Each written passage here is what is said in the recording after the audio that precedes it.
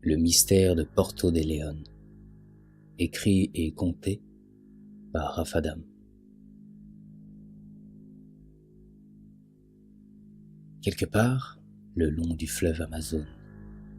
Mon histoire pourrait se résumer ainsi, être au mauvais endroit, au plus mauvais moment. J'avais d'abord remarqué un phénomène géologique inquiétant chez moi. Une attraction prodigieuse toutes les 72 heures. Pas moyen de déplacer un objet quand le phénomène est en cours. Ça ne dure que quelques secondes, au cours desquelles une grande inertie gagne le corps et toute la maison.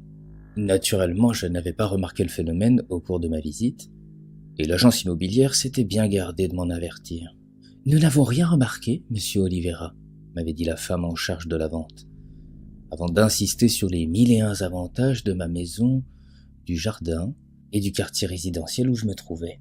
Avant de continuer, je tiens à dire 2 choses. La première, c'est que je n'ai pas toujours été riche. Ma mère m'a élevé seule, elle a passé la moitié de sa vie à nettoyer les maisons des autres.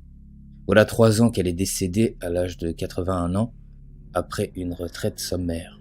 Mon argent n'a rien pu faire pour améliorer son état de santé. Une déficience pulmonaire qui a causé une déshydratation progressive des canaux sanguins et une mort cérébrale.